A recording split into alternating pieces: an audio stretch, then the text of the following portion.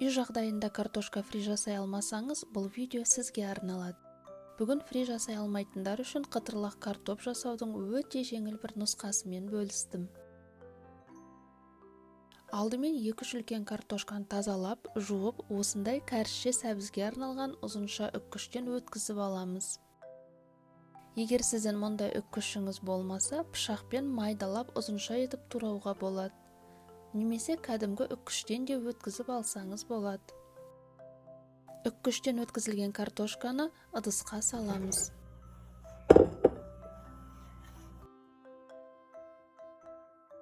Енді картошканың крахмалы кету үшін суы мөлдір болғанша жақсылап 3-4 рет қайтара жуамыз.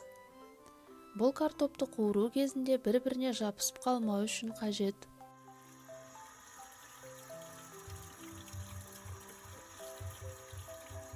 Картоптың суын сүзгіште жақсылап сорғытып аламыз. Енді сүлгінің үстіне қалың етіп қағаз майлықты төсеп, үстіне картопты саламыз.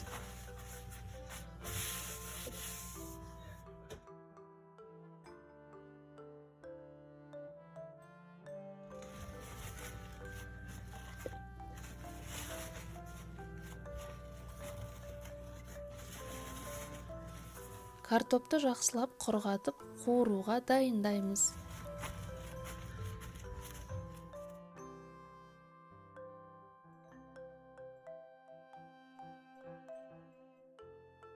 Табаға май құйып, қатты қыздырамыз. Байыппен картоп таяқшаларының бір бөлігін салып қуыруды бастаймыз. Алғашында май бұрқылдап көтеріліп кетуі мүмкін. Егер табаңыз биік болмаса, ақырындап видеода көрсетілгендей оның алдын аламыз. 3-4 минут өткеннен соң картоп қуырылып, таяқшаларға бөліне бастайды. Өзіңізге ұнайтындай қызара бастағанда, картопты майдан қағаз майлық төселген тарелкаға сүзіп алыңыз.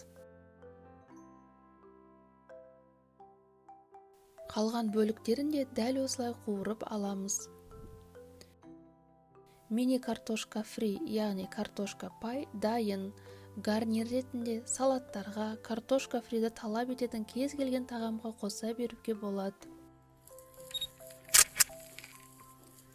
Мен бұл картошка пайды дөнерге қолдану үшін пісірдім.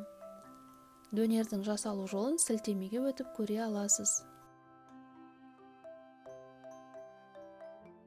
Мен ұсынған рецепт ұнаған болса, лайк басып, каналға жазылып, төмендегі қоңыраушаны басып қойыңыз.